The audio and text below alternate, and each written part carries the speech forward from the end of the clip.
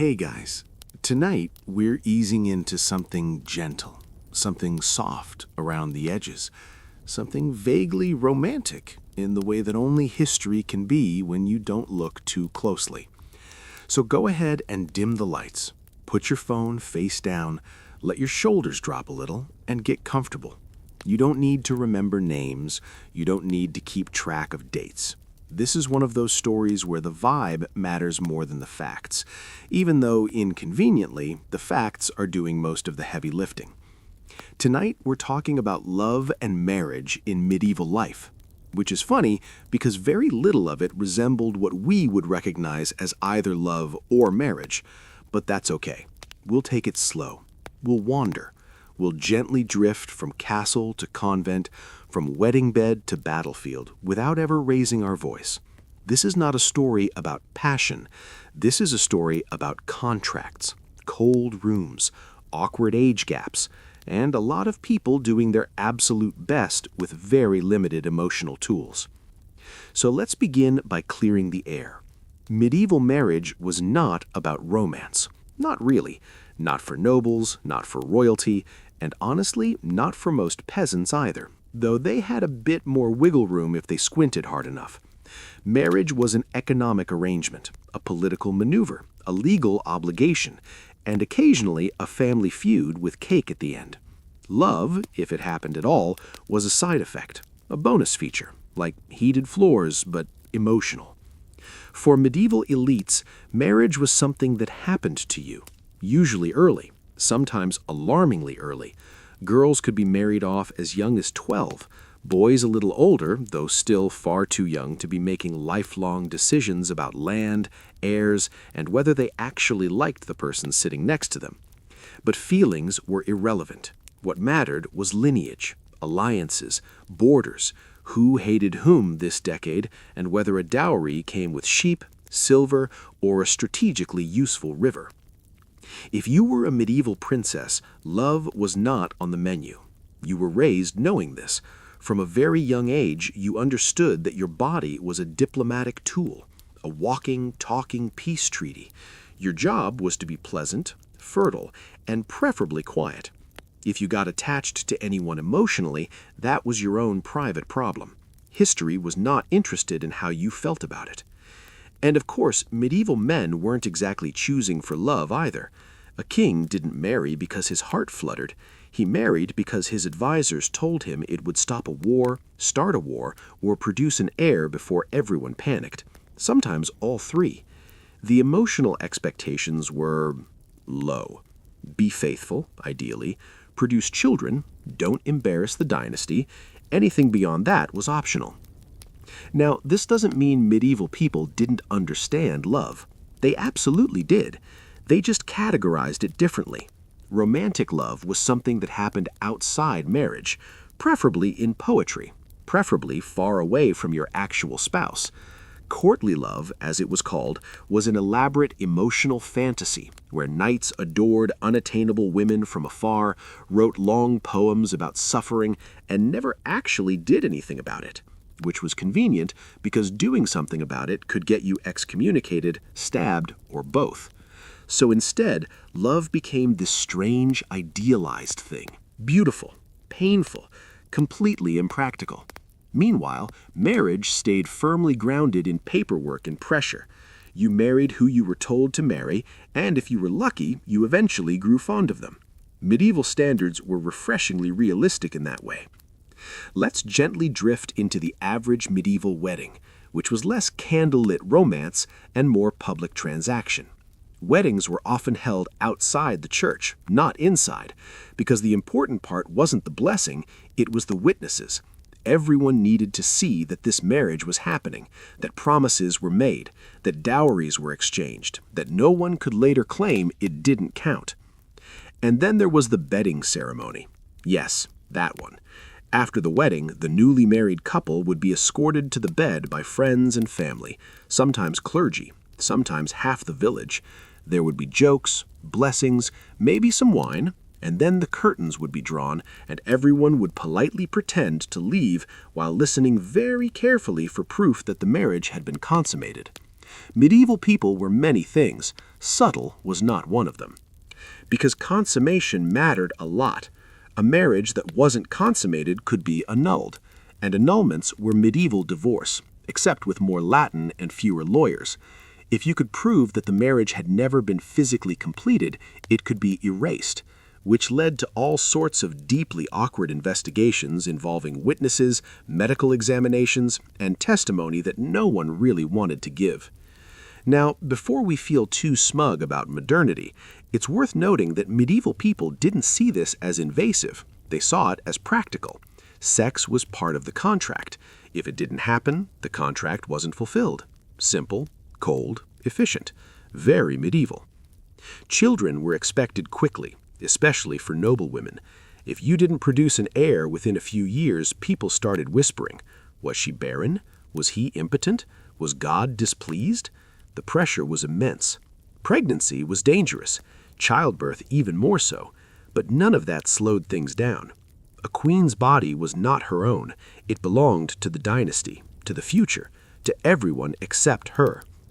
And yet, despite all of this, some medieval marriages did develop genuine affection, slowly, over time, after years of shared routine, shared loss, shared boredom, love as familiarity, love as resignation, love as, well, you're here and I suppose we'll make the best of it, which honestly is more relatable than we like to admit. But for every quietly functional marriage, there were 10 deeply uncomfortable ones. Massive age gaps were common. A man in his 30s marrying a girl barely in her teens was not unusual. No one thought it was romantic. It was simply how things worked.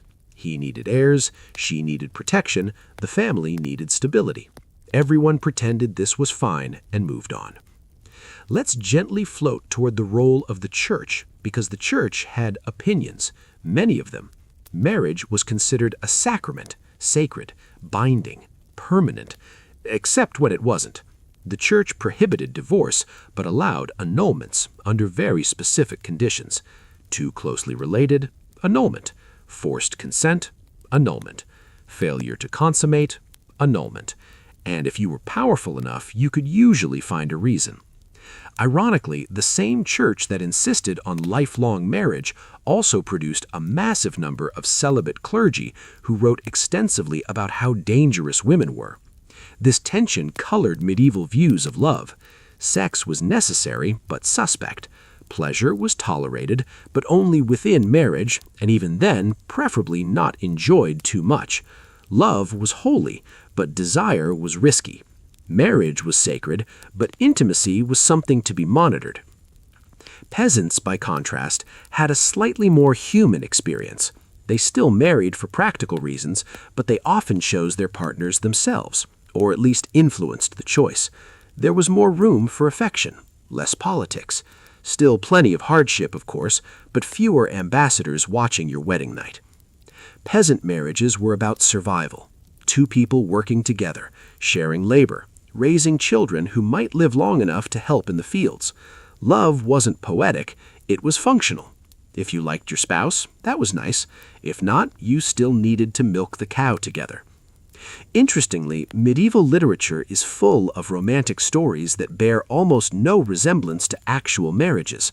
Tristan and Isolde, Lancelot and Guinevere, these were stories about forbidden love, doomed love, love that existed precisely because it couldn't survive real life.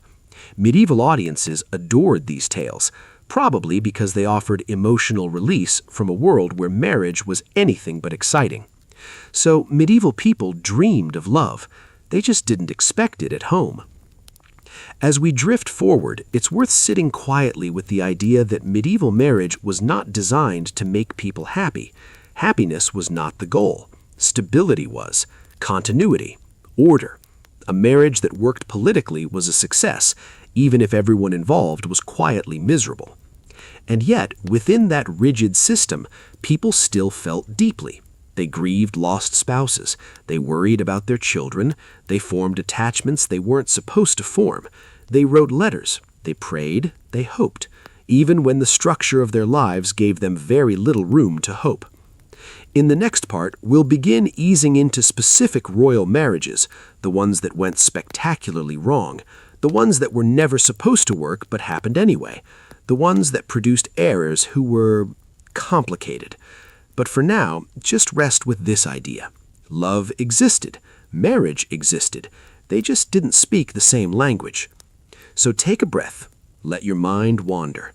Medieval love was quiet, complicated, often disappointing, and deeply human in its own strange way.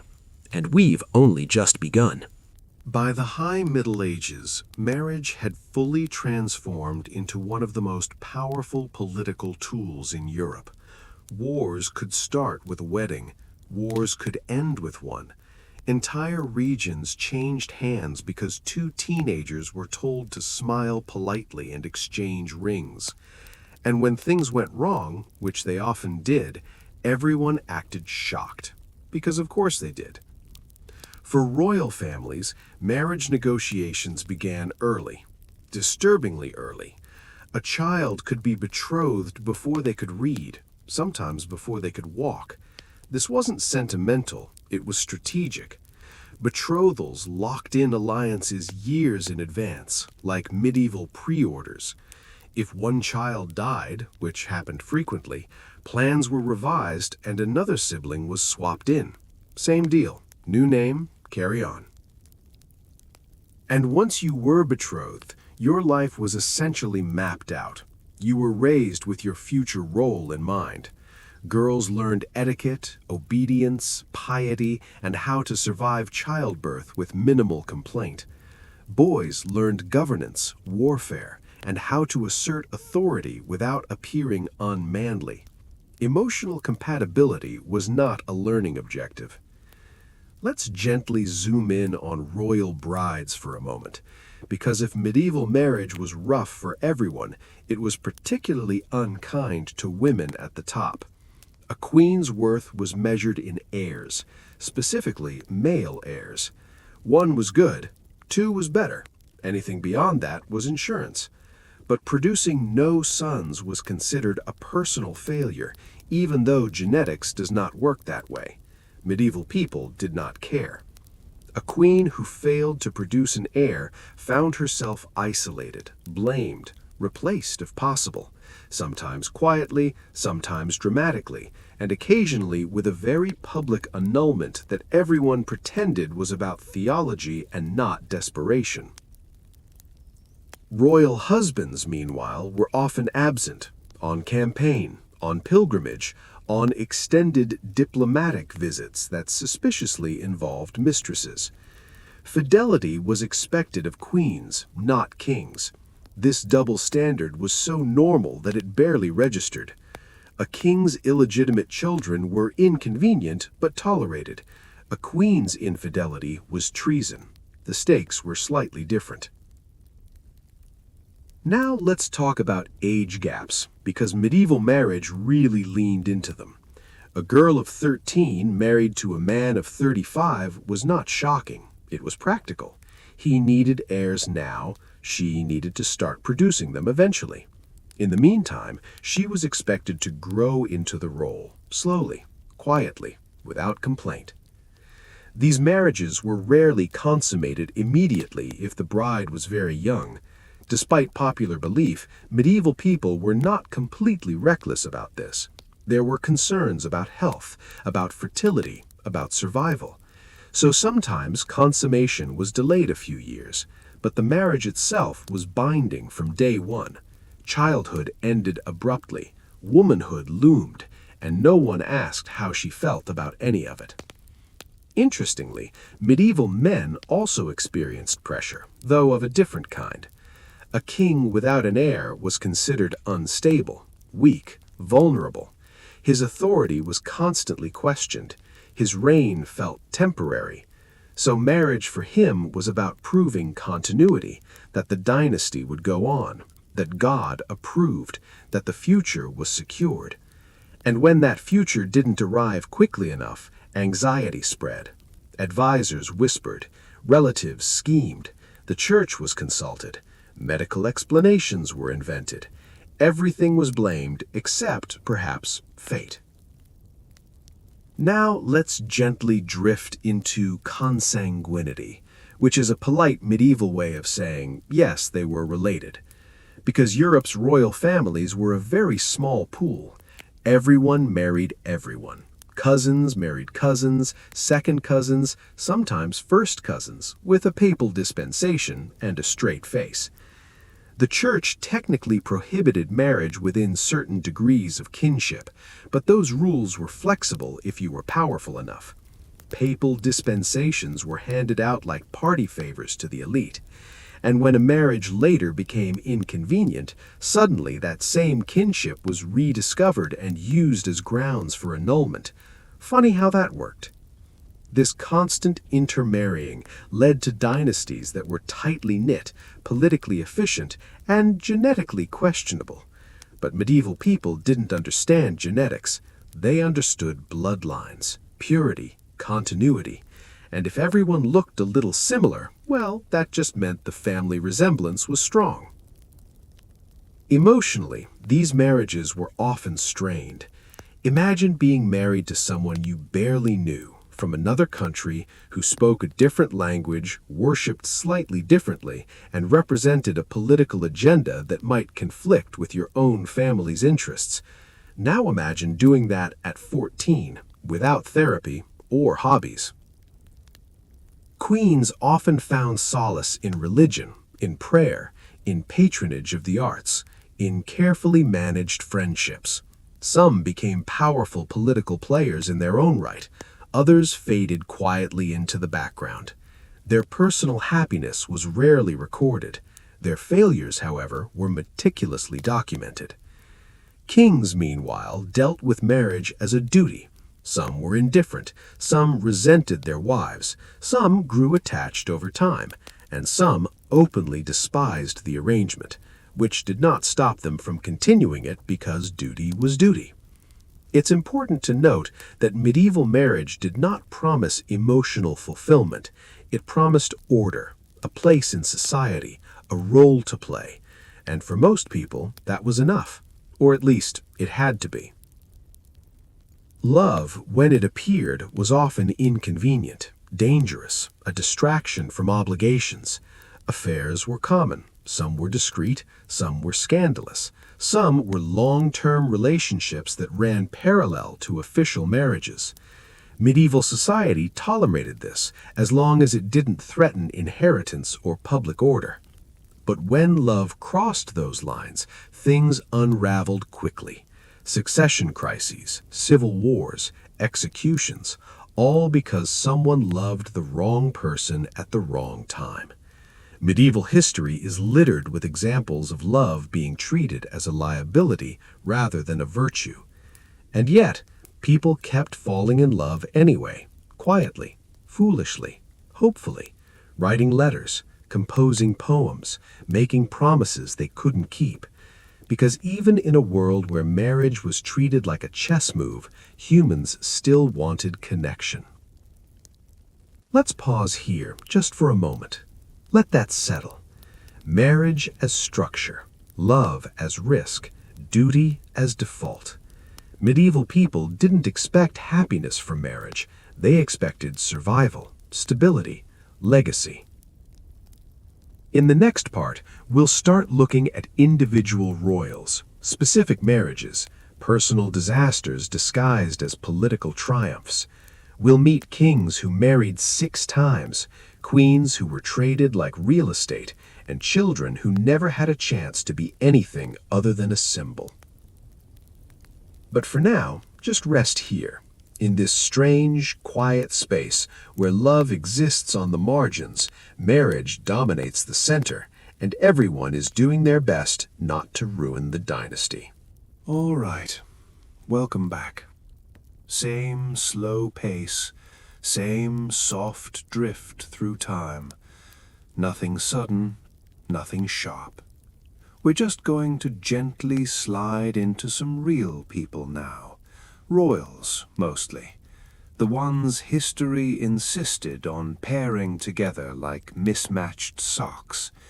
Because if medieval marriage was a system, these were the case studies where the system sighed heavily and carried on anyway. Let's begin with the general vibe of royal marriages once the wedding feast was over and the guests went home. The excitement faded quickly. What remained was routine. Two people sharing space, often awkwardly, often politely, sometimes with active resentment simmering just under the surface, like soup no one wanted to eat, but everyone pretended was fine.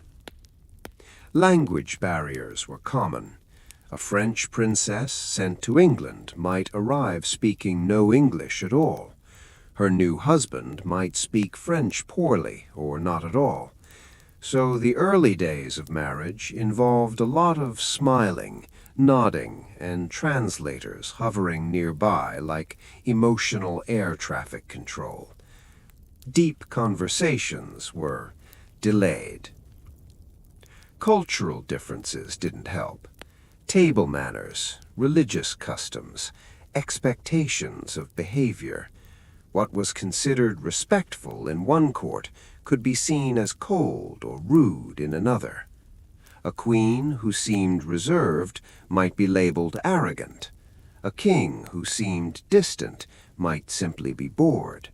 Misunderstandings piled up quietly. Now add to this the fact that many of these couples had never met before the wedding, or had met once, briefly, years earlier.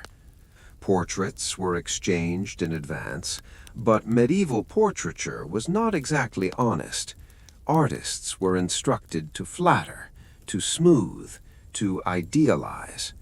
So people often arrived expecting one thing and receiving something else entirely. There are numerous accounts of brides bursting into tears upon meeting their husbands, which everyone politely ignored because crying was inconvenient and the alliance was already signed. One of the most common problems in royal marriages was emotional mismatch. A devout, serious woman married to a pleasure-loving man. A quiet, introverted king paired with a politically ambitious queen. These differences didn't cancel each other out. They collided, slowly, over years. Let's talk about expectations placed on queens again, because they were relentless. A queen was expected to be dignified, gracious, fertile, charitable, and endlessly patient. She was supposed to represent stability, even if her personal life was falling apart quietly behind palace walls. If her husband openly favored a mistress, she was expected to tolerate it, with grace, preferably silence. And many did. They learned to live parallel lives. She managed the household, the court, the charities. He governed, hunted, and did whatever else kings did to feel important. They appeared together in public when necessary. Privately, they coexisted. Some queens became adept at navigating this arrangement. They built influence subtly, through patronage, through alliances, through their children. Others retreated inward, into prayer, into illness, into obscurity. History remembers the powerful ones. The quiet ones mostly disappear. Kings, meanwhile, often treated marriage as an obligation that could be checked off. Produce an heir, preferably two. Once that was accomplished, emotional investment waned. Some kings never even tried to build a relationship with their wives. Others tried briefly, failed, and gave up. There are letters from medieval queens that are heartbreakingly polite, carefully worded appeals for attention, for recognition, for basic respect. They read like formal requests submitted to a distant employer, and sometimes that's exactly what they were. Now, let's drift toward marriages that were actively unhappy, the kind where neither party pretended, where resentment was open, where courts split into factions. These marriages were politically dangerous.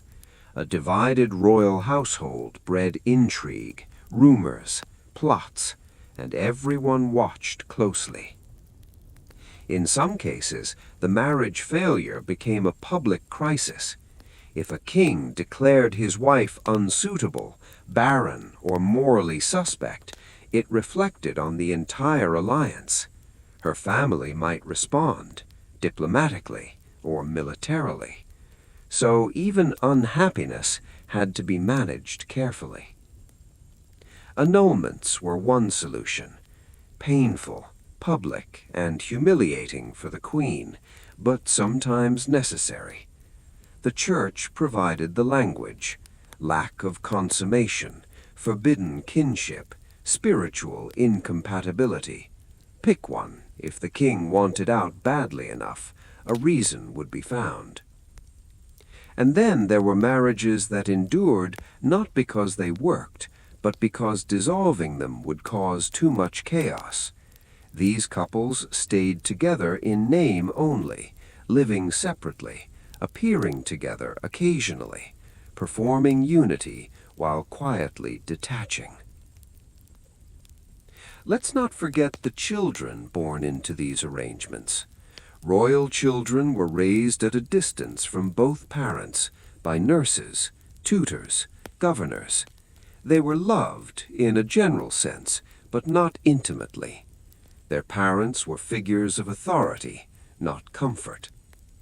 These children were raised with a clear understanding of their purpose: to marry well, to continue the dynasty, to do better than their parents, perhaps, or at least not embarrass them. Emotional development was not a priority. Some royal children bonded strongly with one parent, usually the mother. Others bonded with neither.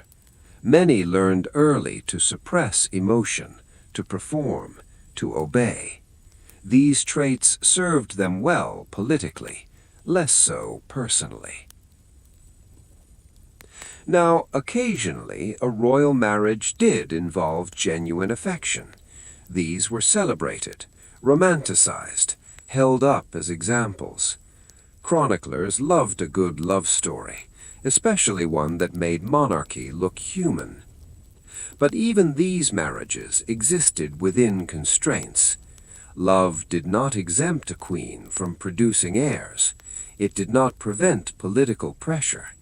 It did not guarantee happiness. It simply softened the edges a little. Most royal marriages fell somewhere in the middle, neither loving nor hateful, just present, functional, endured, like stone walls, solid, cold, necessary. Let's pause briefly on the idea of companionship. Medieval marriage did not promise companionship in the modern sense. Emotional intimacy was not expected. Friendship between spouses was rare, but not unheard of. When it happened, it was considered fortunate. But most people didn't marry their confidants.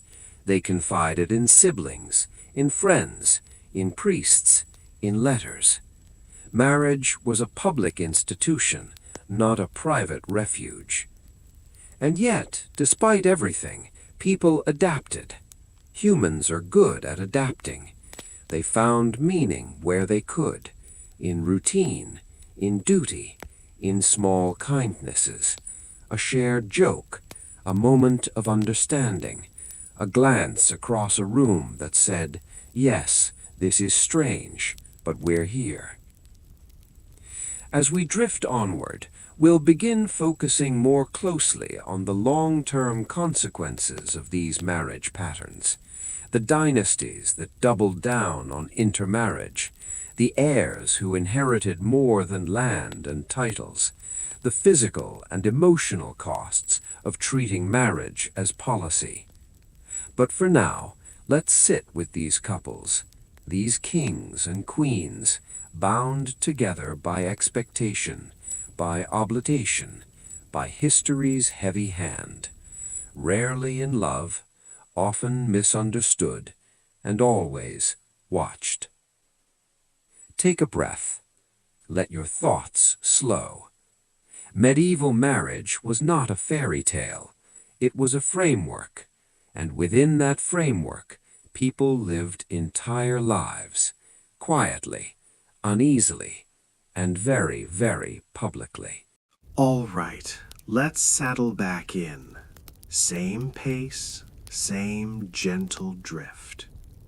At this point, we're deep enough into medieval marriage that things start looping in on themselves, literally, because now we're entering the era where royal families looked around Europe, saw mostly their own cousins staring back, and said, yes, that'll do.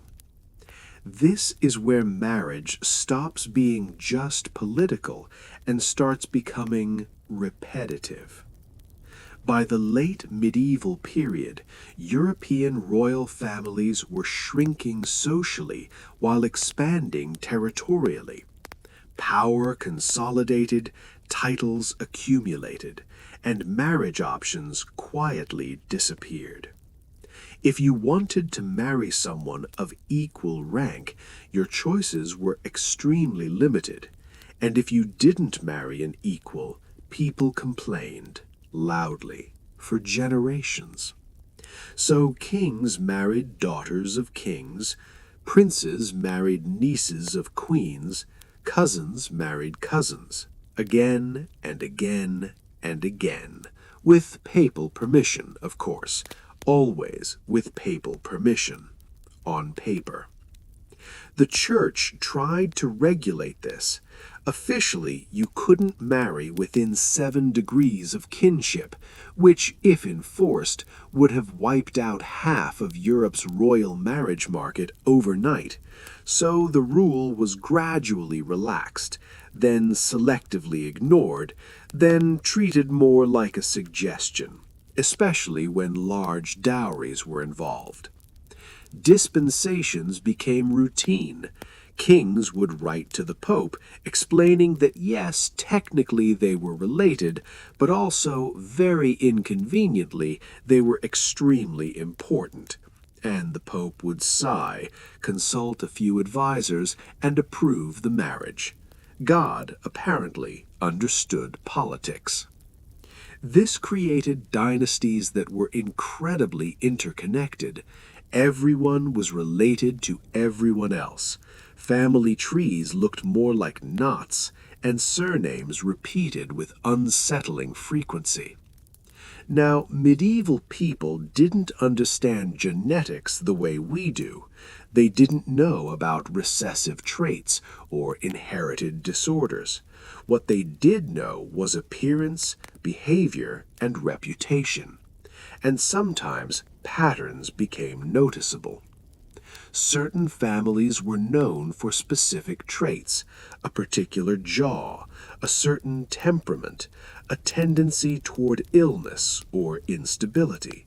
These were chalked up to blood, good blood, bad blood, God's favor, or God's displeasure, rarely to the fact that everyone involved shared a suspicious amount of DNA.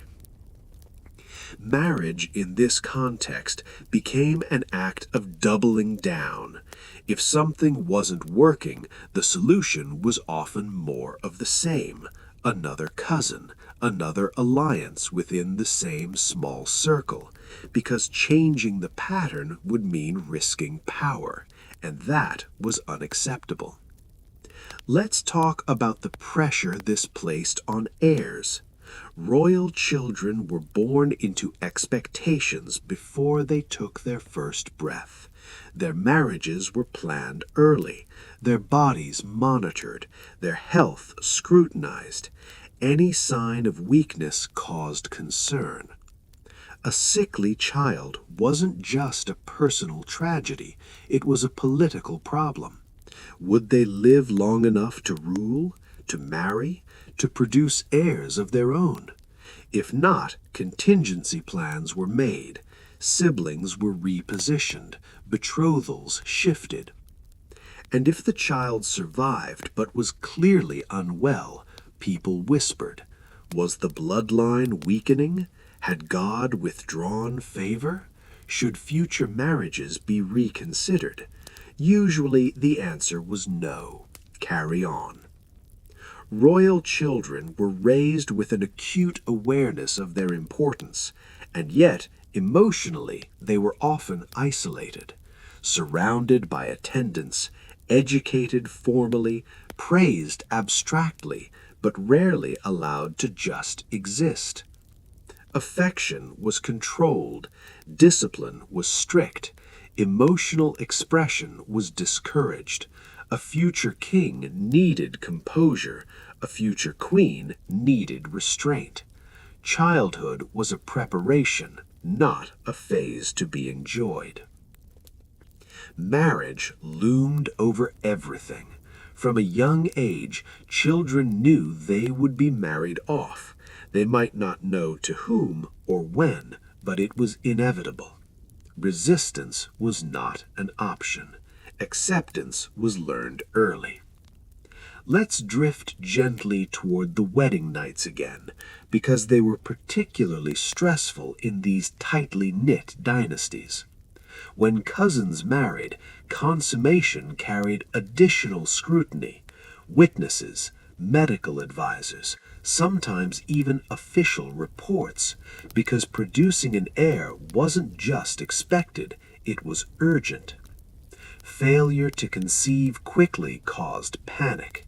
The queen was examined, diets were adjusted, prayers were offered, remedies were prescribed that ranged from harmless to deeply questionable. The king's virility was rarely questioned publicly, but privately concerns existed.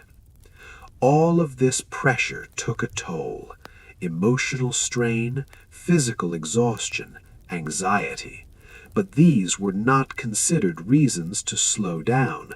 They were seen as obstacles to overcome.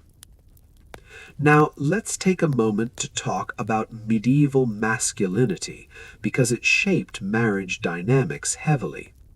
A king was expected to be strong, decisive, virile, and authoritative.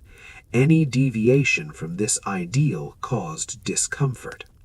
A king who was too gentle was seen as weak, too emotional, unstable, too influenced by his wife, dangerous.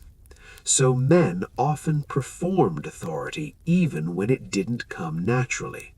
This performance carried into marriage.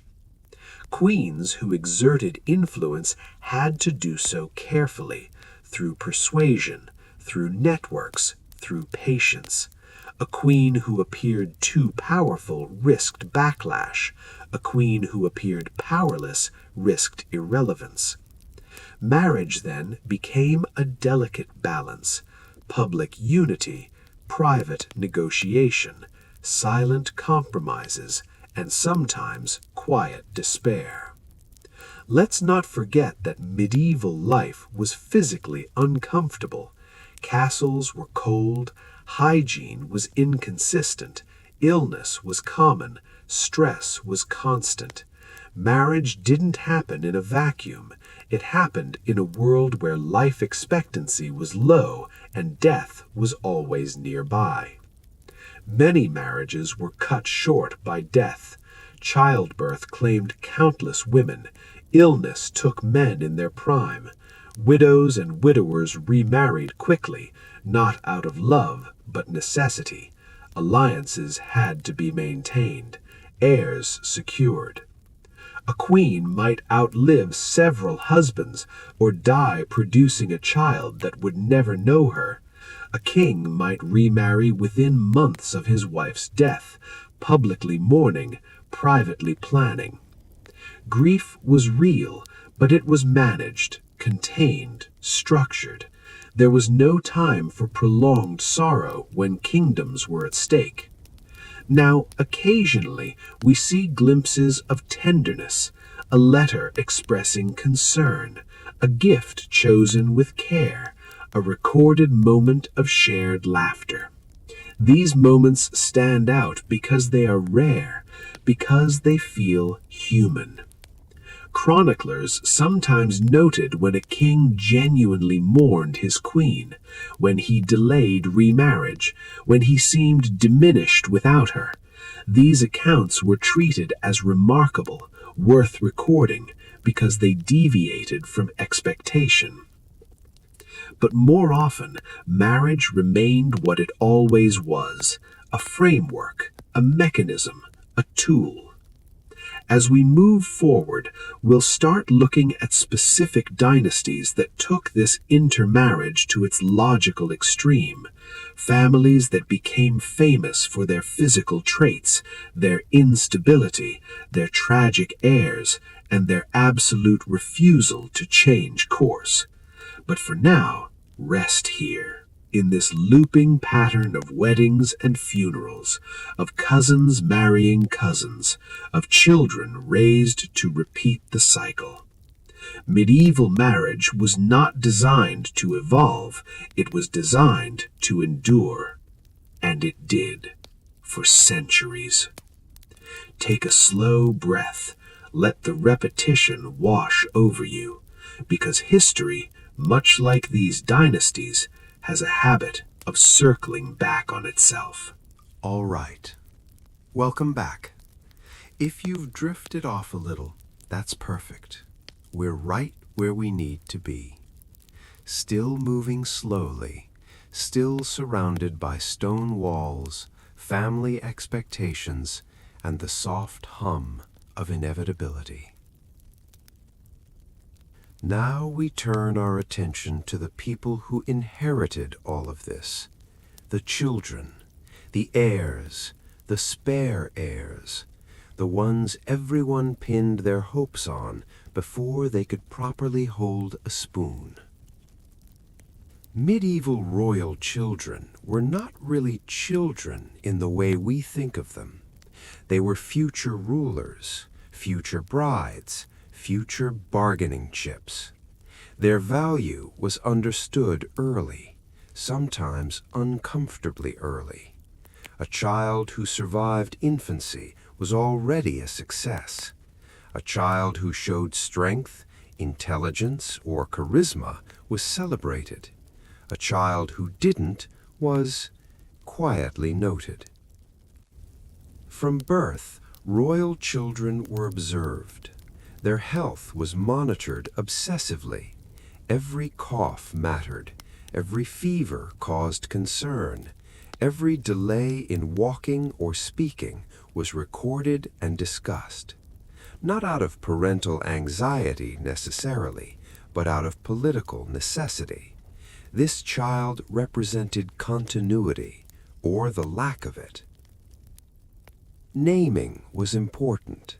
Names were recycled deliberately. A child named after a successful ancestor carried expectations. A child named after a saint carried prayers.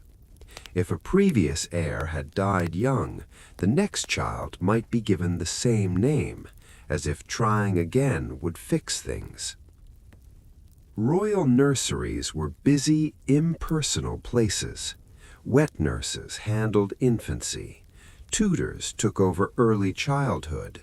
Parents were distant figures, loved perhaps in an abstract way, but rarely present. A king had a kingdom. A queen had responsibilities, pregnancies, and expectations that didn't pause for bonding. Children learned quickly how to behave, how to bow, how to speak, how to suppress emotion. Crying was discouraged, weakness was corrected. A prince was trained to rule, a princess was trained to be agreeable. Both were trained to endure. Affection existed, but it was restrained. Public displays of tenderness were rare, not because parents didn't care, but because care was expressed differently, through provision, through education, through planning advantageous futures. Love was shown by securing a good marriage, not by hugs. And looming over everything was inheritance, titles, lands, claims, rights. A child didn't just inherit a crown, they inherited unresolved disputes, old grudges, fragile alliances, family expectations that stretched back generations. For children born of closely related parents, life could be especially difficult. Again, medieval people didn't understand genetics, but they noticed patterns. A child who frequently ill, who struggled physically, who behaved unpredictably. These traits were attributed to God's will, or temperament, or divine testing, rarely to the marriage itself. If a child appeared weak, contingency plans formed quickly. Younger siblings were elevated in importance. New marriages were arranged. Bastard children were sometimes acknowledged, just in case. The dynasty could not afford to rely on a single fragile heir. This pressure shaped personalities. Some heirs grew anxious, others grew withdrawn. Some became overly rigid, clinging to structure and control. Others rebelled in small, quiet ways. But rebellion was dangerous. A royal child who openly resisted their role risked punishment, confinement, or being quietly sidelined. Education was intense. Boys learned languages, law, theology, warfare. Girls learned religion, etiquette, household management, and sometimes literacy, depending on the court. Intelligence was valued, but obedience more so. Marriage preparation began early. Children were told who they would marry long before they understood what marriage meant. They were encouraged to accept this calmly, to see it as duty, to be grateful. Occasionally, a child objected. Letters survive of young princes and princesses begging not to be married to someone much older, or much stranger, or deeply unpleasant. These pleas were acknowledged politely and ignored. Because medieval society believed that personal discomfort was a small price to pay for political stability. Now, let's gently drift into the emotional consequences of this upbringing, because while medieval people didn't talk openly about mental health, they absolutely lived with its effects. Chronic anxiety, depression, paranoia, mood swings, all documented, just described differently. A king who was suspicious was said to be cautious. A queen who withdrew was said to be pious. A prince who lashed out was said to be spirited. Language softened what was often emotional strain. Some heirs grew up under constant scrutiny, knowing they were being judged not just as individuals, but as outcomes, proof that the marriage had worked or hadn't. Their very existence was evidence. Imagine growing up knowing that your health, your temperament, your ability to produce children in the future would all be dissected publicly, quietly, relentlessly, without your consent. That was medieval royalty. And then there were the spares, younger siblings, less important, but still crucial. They were raised in the shadow of the heir, loved differently, sometimes more freely, sometimes with resentment. Their futures were less certain. They might marry well, they might be sent to the church, they might become pawns in secondary alliances. Sibling relationships varied wildly. Some were close, united by shared isolation. Others were competitive, or distant, or openly hostile. Succession encouraged rivalry, especially when the heir appeared weak. Mothers often favored sons, fathers often favored heirs. Daughters were loved, but with an asterisk. Their ultimate value lay in marriage, in what they could bring to the dynasty, not in who they were. Now, let's pause on daughters for a moment, because medieval royal daughters lived with a unique kind of quiet dread. They knew they would be sent away, to another country, another court, another life, another language, alone. They were trained to adapt, to be pleasing, to endure loneliness. They were told this was honorable, that they were serving a greater good, and they believed it, or at least they tried to. Some daughters thrived.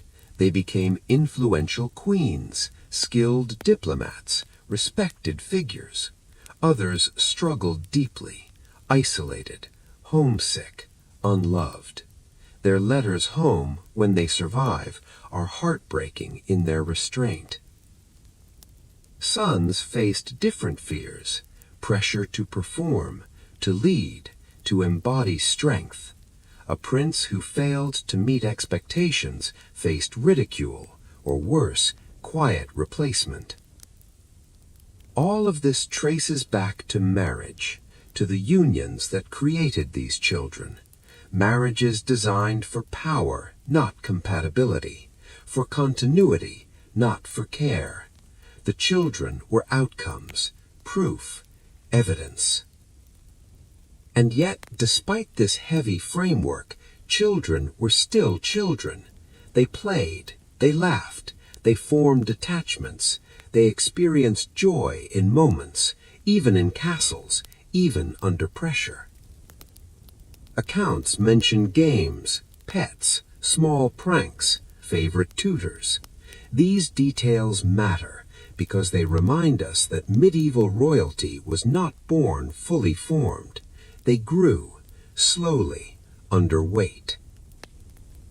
As we drift forward, we'll begin focusing on specific royal families where this system produced especially tragic results. Children who became infamous, rulers remembered for instability, dynasties that quietly collapsed under their own marriage strategies. But for now, let's rest here with these children, born into obligation, raised for purpose, carrying expectations they never asked for. Take a slow breath. Let the centuries blur a little. Medieval marriage did not end at the wedding. It echoed forward, through generations, through lives shaped before they began. All right, let's drift back in again. Same calm tone, same slow unfurling of centuries. By now, the children we talked about last time have grown up, or at least they've reached the age where medieval society decided they were finished marinating and ready to rule, marry, or both. And this is where things often gently fall apart. Because it turns out that raising people under constant pressure, emotional restraint, and dynastic anxiety does not always produce stable adults. Shocking, I know. Many medieval rulers came to power young, sometimes very young. A boy king of 10, a teenage queen regent, childhood barely over, responsibility crashing down like a heavy cloak that didn't quite fit yet, and the courts around them, full of adults with agendas, were not patient environments. If a ruler was confident, decisive, and healthy, things usually muddled along. If they weren't, problems multiplied quickly, because monarchy was not forgiving. There were no training wheels, no grace period. You ruled or you were ruled around. Let's talk about emotional development for a moment.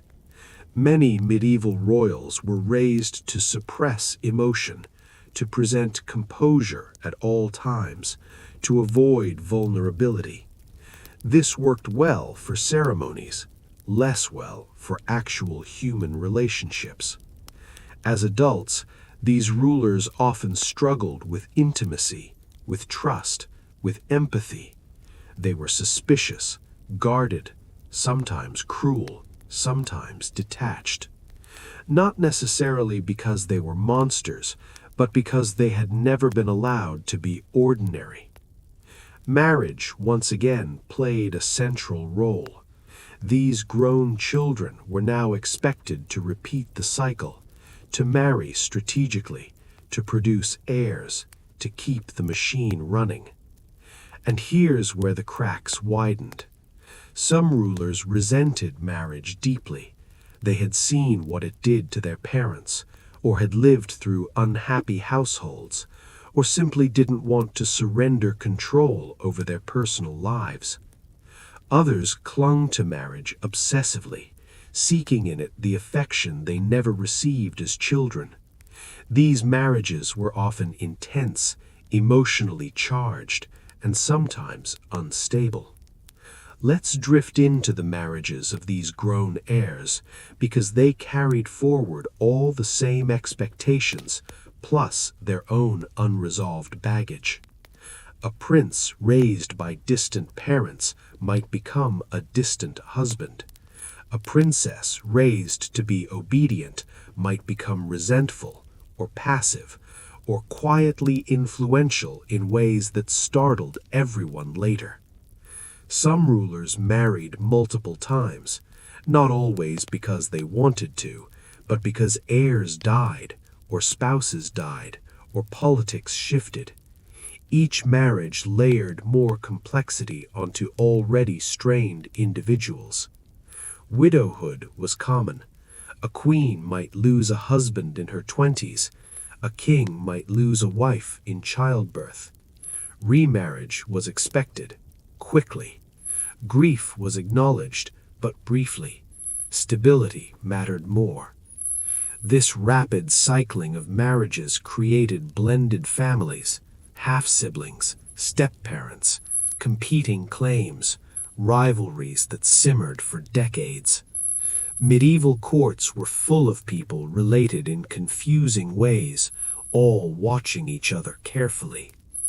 And then there were rulers who simply did not fit the expected mold. Kings who were uninterested in women, queens who resisted traditional roles, individuals whose personalities clashed violently with the rigid expectations placed on them. Medieval society did not have the language to discuss these differences openly, so they were reframed. A king was said to be cold, or overly religious, or disinterested in earthly matters. A queen was said to be difficult, or proud, or manipulative. Marriage, again, was seen as the solution. If something was wrong, marry them off harder. Surely that would fix it. Sometimes it didn't. Unconsummated marriages caused panic. Rumors spread quickly. Advisors whispered. The church was consulted. Medical explanations were invented. Pressure intensified. These situations were deeply humiliating for everyone involved, but especially for queens. Failure to produce heirs destabilized entire realms. Succession crises loomed. Factions formed. Foreign powers watched eagerly, all because a marriage wasn't doing what it was supposed to. And when rulers responded poorly to this pressure, by withdrawing, lashing out, or making erratic decisions, history labeled them unstable, mad, tyrannical, weak. These labels stuck, but they rarely told the whole story. Let's pause on the idea of mad medieval rulers for a moment, because many of them were products of this system, raised under intense scrutiny, married for duty, expected to suppress emotion, and then judged harshly when cracks appeared. Some experienced what we might now recognize as depression, or anxiety, or trauma. Others had neurological conditions exacerbated by stress and isolation. Add in potential genetic issues from intermarriage, and you have a fragile situation at best. Courts responded by managing these rulers, shielding them, controlling access, or, in extreme cases, removing them from power entirely, quietly, respectfully, or not so respectfully. Queens were particularly vulnerable. A queen who failed to produce heirs, or who was seen as exerting too much influence, could be sidelined, confined, or sent away. Her marriage, once her value, became her liability. And yet, despite all this, some rulers managed to break the pattern slightly. They formed genuine attachments, they trusted their spouses, they ruled collaboratively. These cases stand out sharply in the historical record because they were unusual. Chroniclers praised such couples lavishly, as if trying to convince themselves that monarchy could be humane, that marriage could be more than machinery. But even these couples faced the same pressures. Heirs still died, politics still intruded, war still loomed. Love did not grant immunity. Now let's gently drift toward the long-term impact of all this. Dynasties that repeated these patterns for generations began to show signs of strain, not just physically, but politically. Instability increased, succession disputes multiplied, authority weakened. Marriage, once a stabilizing force, sometimes became a source of tension. Alliances backfired, foreign spouses were mistrusted, cultural clashes deepened, courts fractured. And through it all, individuals lived real lives, felt real disappointment, experienced real loneliness, even when surrounded by luxury. As we continue, we'll start naming names, specific families, specific rulers whose marriages and upbringings illustrate everything we've been drifting through so far, their quirks, their failures, their quiet tragedies. But for now, just sit with this moment. The children have grown. The cycle continues. Medieval marriage did not just shape personal lives, it shaped history itself. Take another slow breath. Let the echoes soften, because we're still moving forward, always forward, through halls lined with portraits of people who were once children too. All right, let's ease back in. Same slow cadence, same low expectations of happiness. At this point, we've seen the pattern enough times that it almost feels comforting in its predictability. Marriage creates pressure. Pressure shapes children. Children grow up strained. Strained adults make questionable marital choices, and then the cycle politely repeats itself, wearing a slightly different crown. Now we're going to start drifting through specific dynastic behaviors. Not individual scandals yet, just the overall habits of families who had centuries of evidence that something wasn't working and responded by doing it again, but with better paperwork. Because once a dynasty commits to a strategy, medieval logic says you don't abandon it, you refine it, you double down. You assume the problem was execution, not concept. Let's begin with the idea of keeping power close. This was one of the great obsessions of medieval elites. Marrying within the family wasn't just about lack of options, it was about control. If land stayed in the family, it couldn't fall into rival hands. If claims overlapped, they reinforced each other. If bloodlines merged, loyalty was assumed. This made sense politically. Emotionally and biologically, it was ambitious. Royal families convinced themselves that their blood was special, chosen, superior, touched by divine favor. And if that was true, then preserving its purity was not just practical, but righteous. Outsiders were risks, unknown quantities, potential traitors. Cousins were familiar, predictable, safe. So marriages between close relatives were framed as prudent, even virtuous.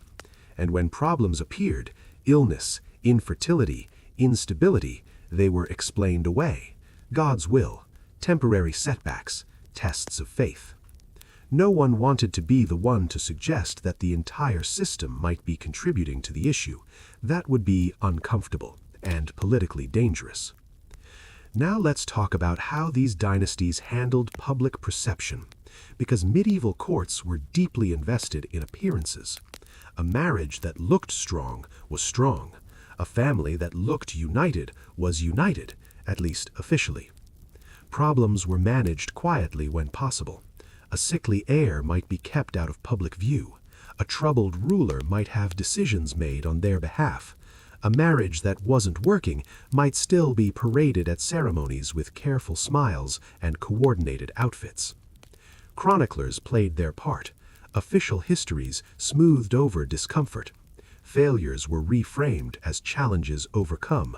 Weakness was described as piety, isolation as contemplation, emotional distance as dignity.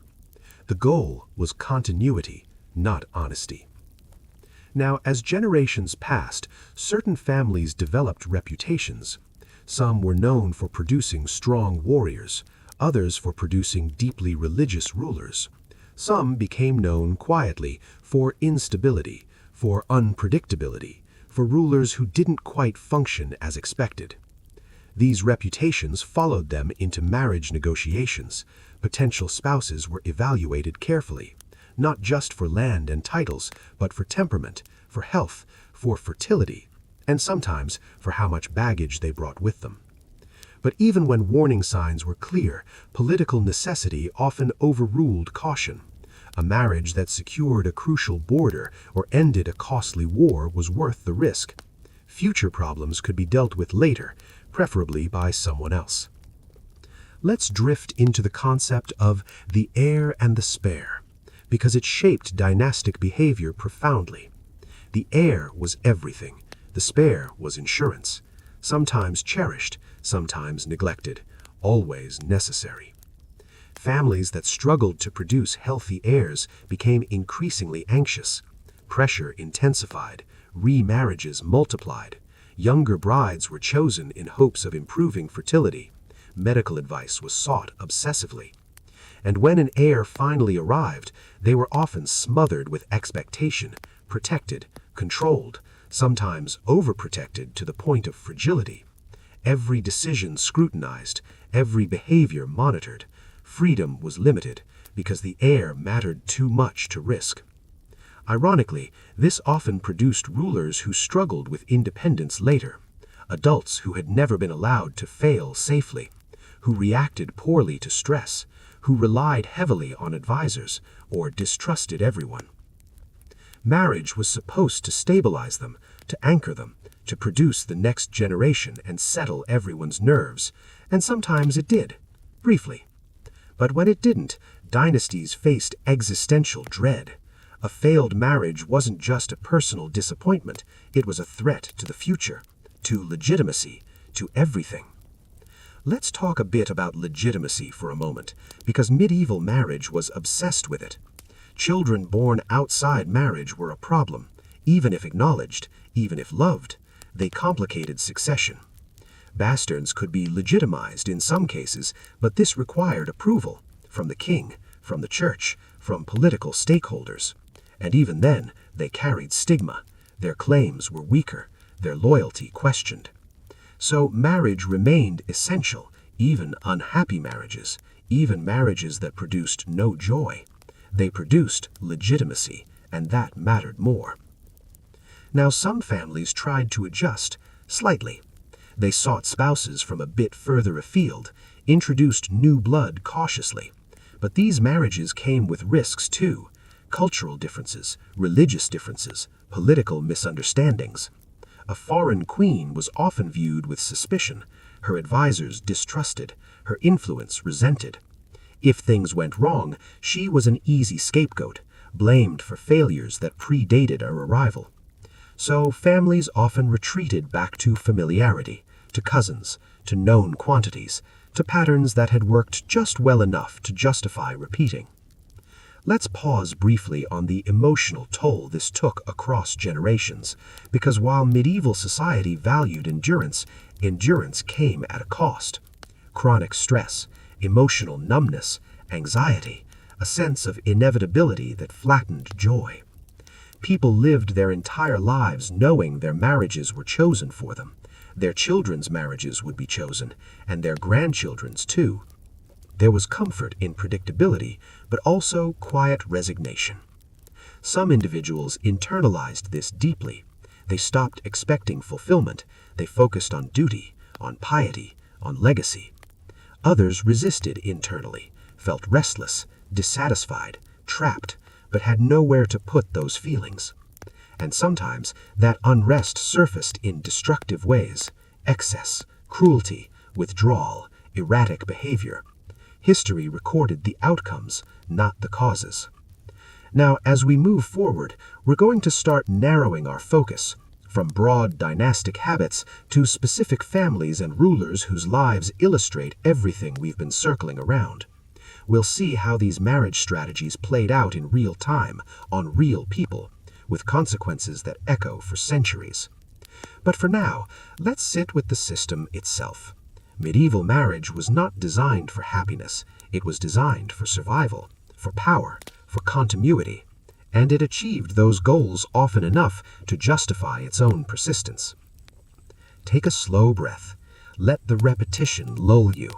Weddings, births, funerals, alliances, repeated, adjusted, repeated again. History, like these families, rarely learned quickly, and that's what makes it so strangely soothing to drift through. All right, let's settle back in. Same low volume, same unhurried rhythm. At this point in our drift, the kings tend to get most of the attention. They make decisions, they start wars, they get nicknames. But tonight, we're going to linger for a while with the queens, the ones who didn't scream, didn't rebel dramatically, didn't collapse the system. They just endured for decades, quietly, competently, and often unhappily. Because if medieval marriage was difficult for everyone, it was especially exhausting for women who married into foreign courts and were expected to immediately belong. Imagine this gently for a moment. You are 12, maybe 14. You leave your home forever. Your language, your food, your customs. You are escorted across borders by strangers. And when you arrive, you are told that you are now the symbolic mother of an entire kingdom that does not know you, does not trust you, and is watching very closely for mistakes. That was a medieval queen's starting point. Foreign queens were inherently suspect. They represented alliances, yes, but also influence. Their loyalties were questioned constantly. If anything went wrong, bad harvests, political unrest, an unpopular decision, people looked at the queen. What advice had she given? Whom had she written to? Whose interests was she really serving? This meant queens learned early to be careful, careful with words, careful with friendships, careful with power. Influence had to be exercised subtly, indirectly, through favors, not commands, through persuasion, not authority. Marriage rarely provided emotional refuge. Many queens barely knew their husbands. Some never truly connected with them at all.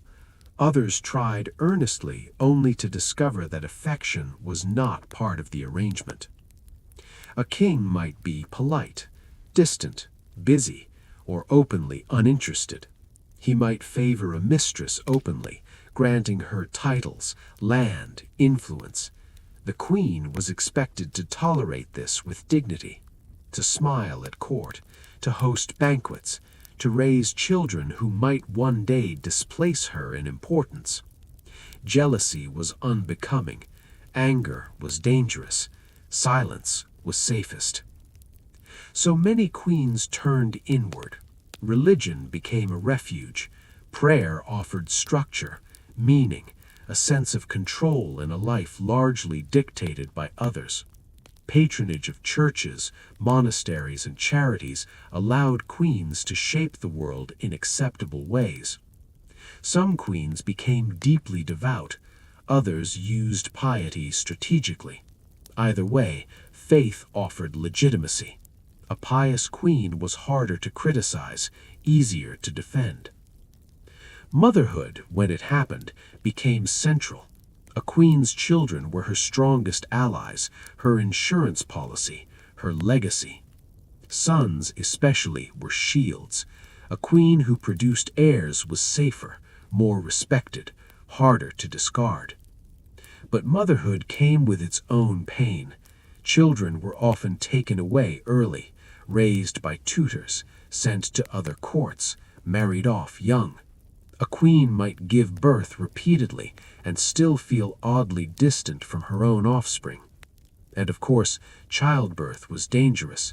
Many queens died young, others survived but were left weakened. Chronic pain, illness, exhaustion, these were common. Complaining was not.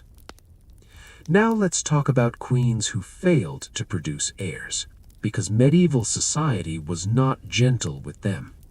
Infertility was assumed to be the woman's fault, always. A queen who did not conceive quickly found herself under scrutiny. Medical advice poured in, herbal remedies, dietary changes, religious rituals, all designed to fix her. Meanwhile, the king's role in the matter remained politely unexamined. If years passed without a child, pressure intensified. Annulment became a possibility, or worse, a quiet replacement. A mistress elevated, a second marriage negotiated. The queen's position grew precarious. Some queens lived for decades under this cloud, still performing their duties, still managing the court, still presenting unity, all while knowing they were considered a failure. And yet, many of these women were remarkably capable. They governed during absences, acted as regents, managed finances, negotiated with nobles, maintained stability. Their work was essential, but rarely celebrated. Chroniclers often reduced queens to two traits, fertility and obedience. If a queen was fertile and quiet, she was praised. If she was infertile or outspoken, she was criticized. Complexity was inconvenient. Let's drift gently toward queens who became regents, because this is where things get interesting, though we'll keep it calm.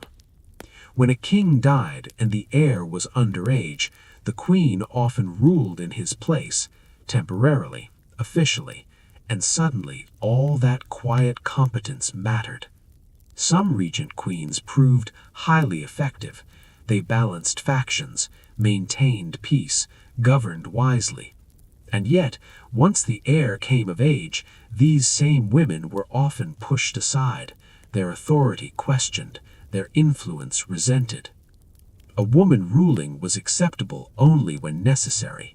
Permanently, that made people uncomfortable. This pattern reinforced a strange contradiction. Queens were trusted with immense responsibility, but denied recognition. They were essential, but always provisional.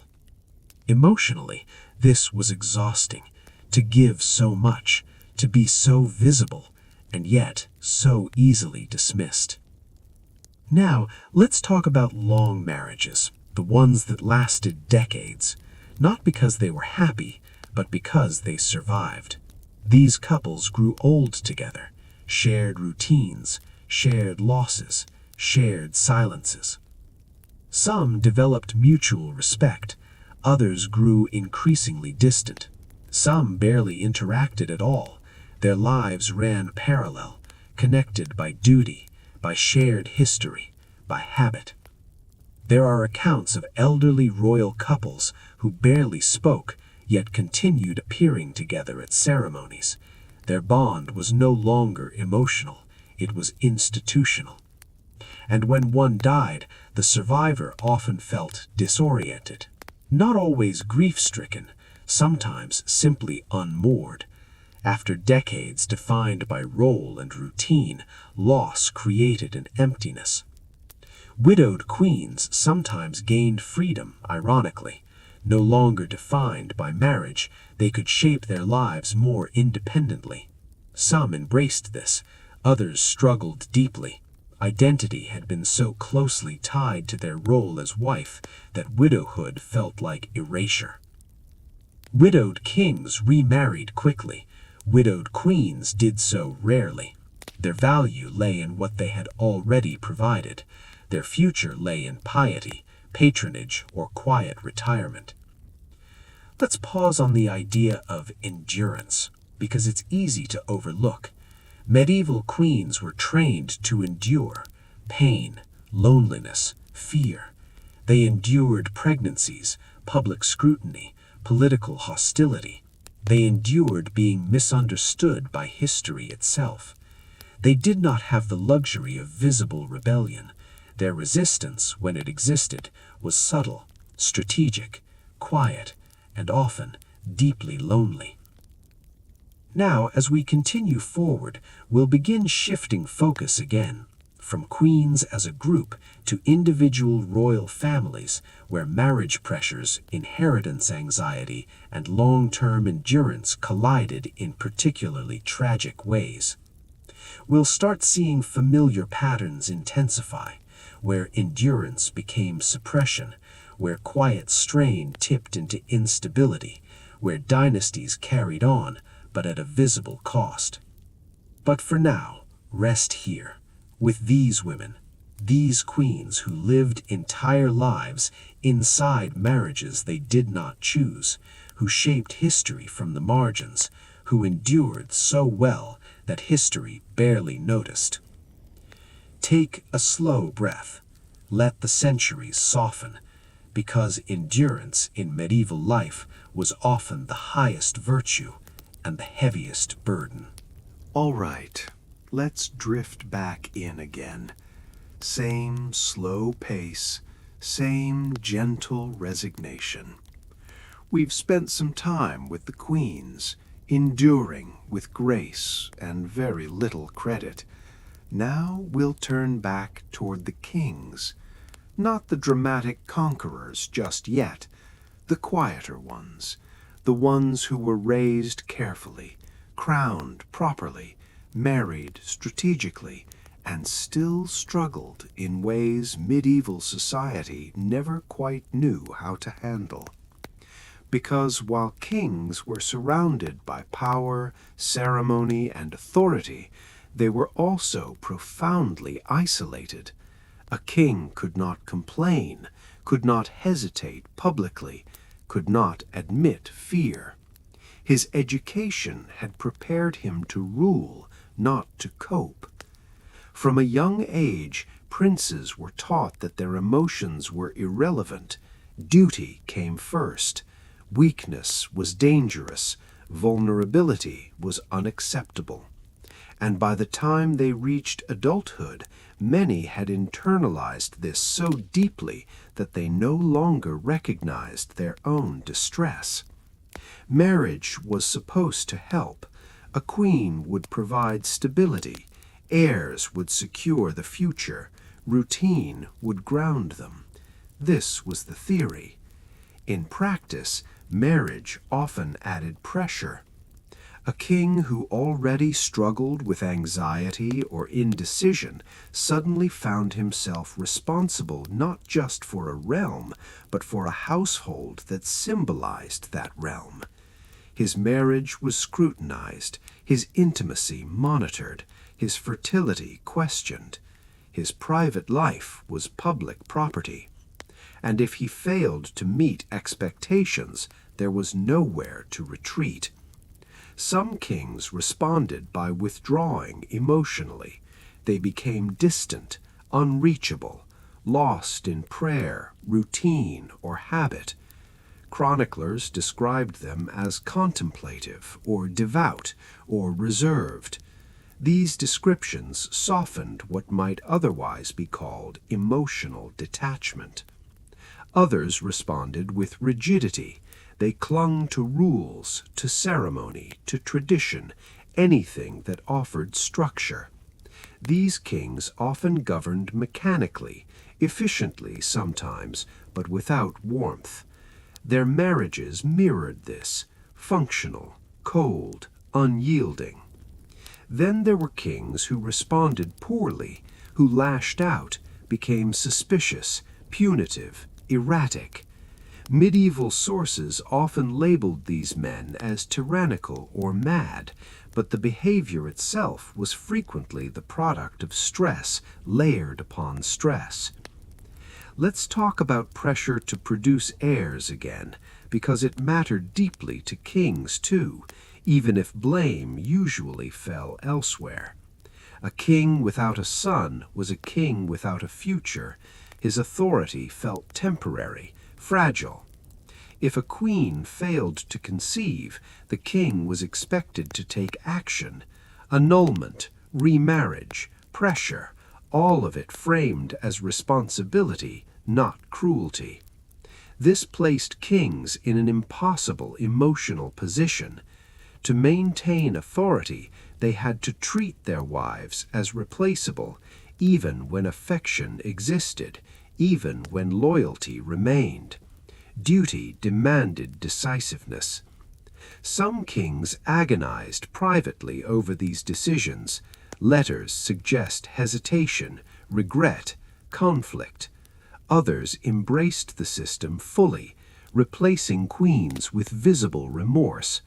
Chroniclers praised these men as pragmatic. Marriage, again, was not about companionship, it was about results. Now let's drift into kings who inherited already unstable situations, rulers whose parents' marriages had been strained, whose childhoods were marked by conflict or loss or intense scrutiny. These kings began their reigns already emotionally taxed. Some were crowned young after the sudden death of a parent, thrust into power before they had fully developed. Regents governed in their stead, sometimes competently, sometimes selfishly. When the king came of age, he often inherited resentment, distrust, a fractured court.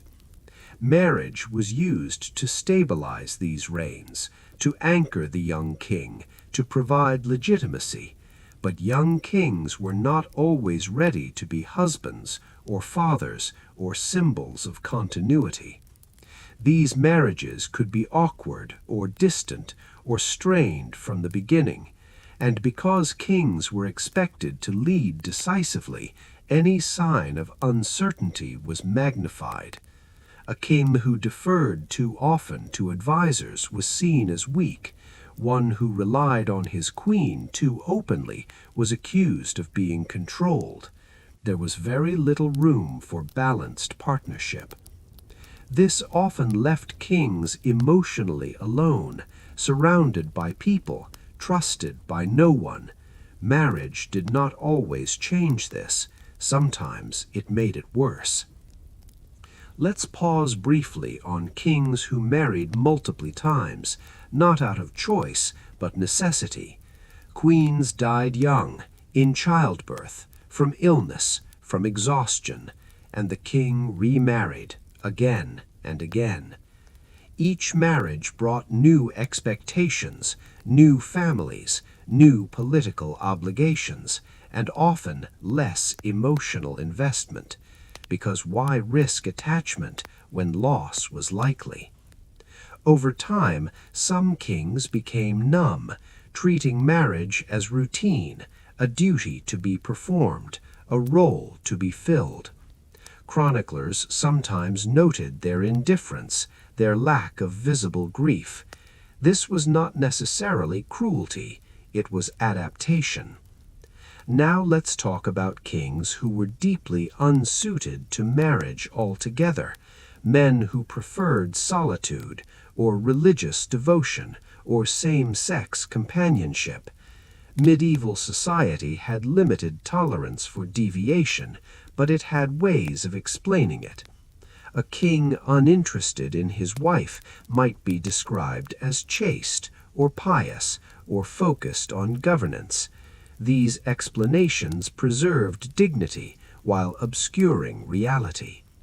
Marriage was still enforced, still expected to produce heirs, and when it failed, blame circled endlessly. Rumors spread, annulments loomed.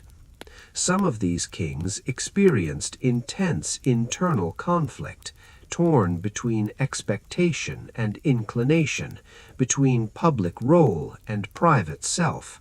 The strain was immense. Now let's consider the long reigns, kings who ruled for decades, who married young and aged on the throne. These men often changed, softened, or hardened, or withdrew. A long marriage might become routine, predictable, comfortable in its own way, or it might become strained, resentful, distant, but it endured, because change was more dangerous than stagnation. Old kings were often haunted by loss, of wives, of children, of siblings, of friends.